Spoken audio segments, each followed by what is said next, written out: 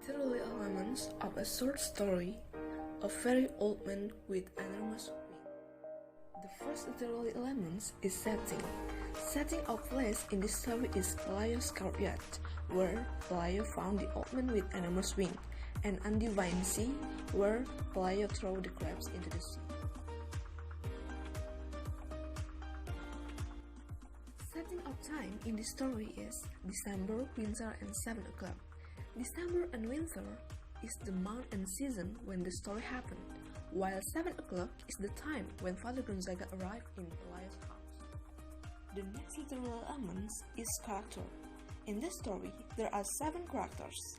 They are the old man, Pelayo, Elisenda, the neighbor lady, Father Gonzaga, the child, and the spider woman. In this story, the themes are the supernatural, suffering, and passion. The tone of the story is sad and roots bleak. The author uses figurative language to describe the bleak situation or condition. It shows the reader how really awful the situation. The mood of this story is gloomy and dark. The author makes the readers can feel the situation and atmosphere by describing it in detail. The symbols of this story are wings and the spider woman. Wings represent power, speed, and limitless freedom of motion, while the spider woman represents the fickleness with which many self-interested people approach their own fate. Point of view of the story is a third person. The narrator knows everything about the story. The last literal element is plot. Plot consists of 5 elements. The first is exposition. In this exposition, the narrator introduces Pelayo and describes the bad weather and the bleak situations. The second is rising action.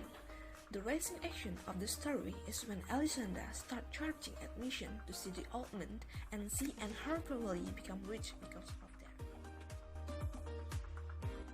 The third is climax. The climax of the story is when the old man is being hated by the society.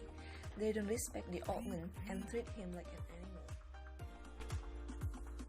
The fourth is falling action.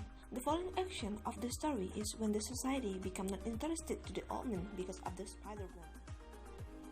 And finally, the old man recovers from his ill and fly away. A Very Old Man with Enormous Wings is a story suited for children rather than adults.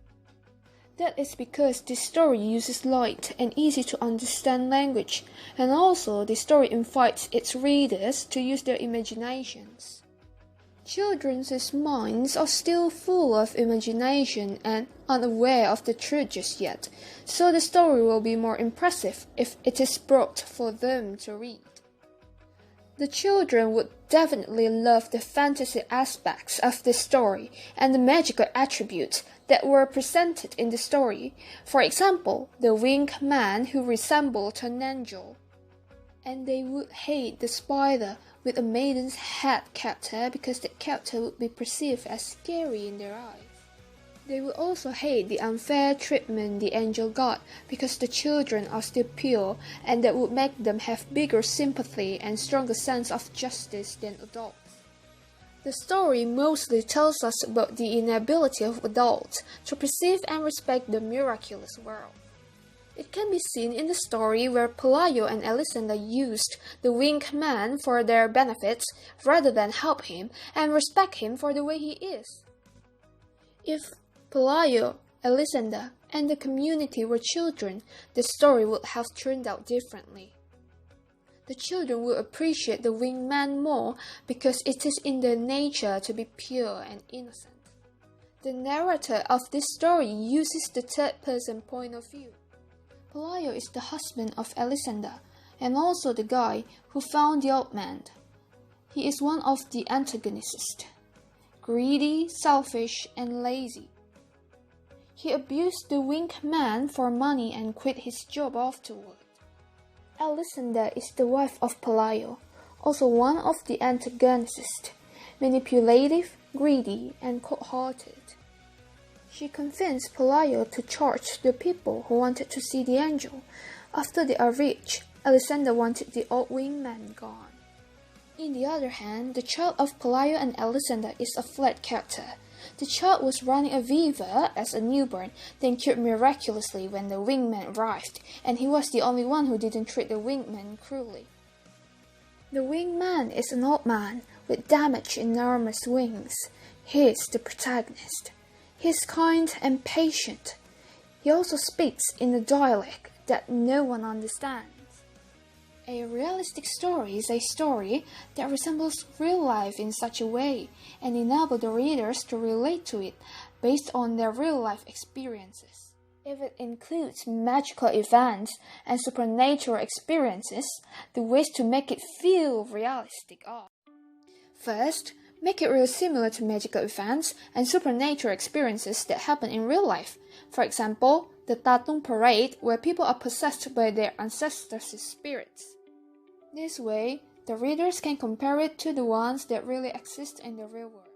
Secondly, make it relatable to the readers, even if the magical and supernatural events are made up. But if the readers can relate to it on a personal level, the story will feel more realistic to them. For example, Pinocchio's nose will grow longer if he tells lies. This can be perceived as lies bring troubles. I do enjoy stories that include elements of fantasy and magic, like School for Good and Evil by Suman Chainani and Alice in Wonderland. That is because I love the feeling of being in a different world, especially one that is magical. It makes me feel like I have new things to look at and a new beautiful yet strange world to explore. It can also help me to satisfy my own desire for something new and unthinkable. The first one is sociological criticism.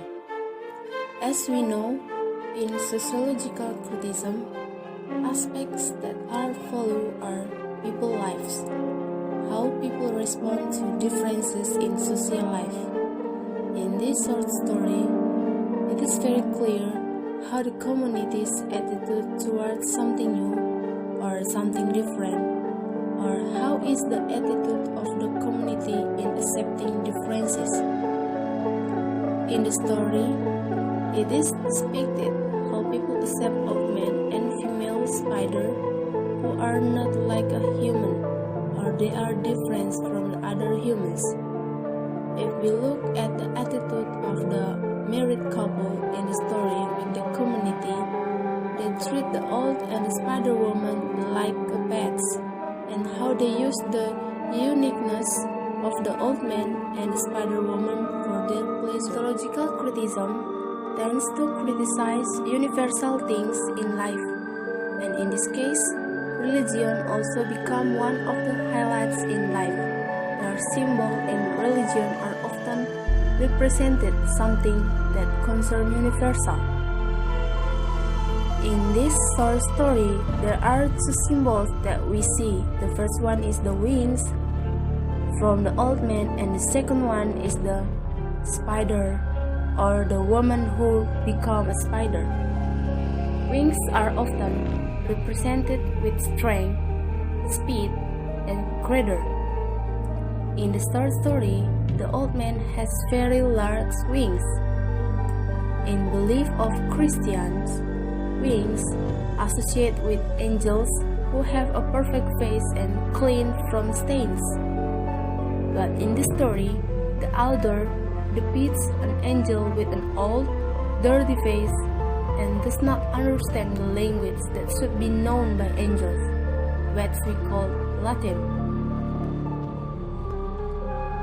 Many people who come to the husband and wife to witness angels, as believed by the public that angels are able to make miracles or extraordinary things, or people also call it magic.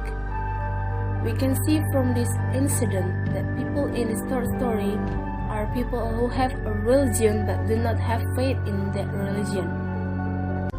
They just want to see the strength that the old man has, and when they find out that the old man can make a miracle or magic, they leave him and turn to the spider woman because they are considered more attractive and feel mercy on the woman.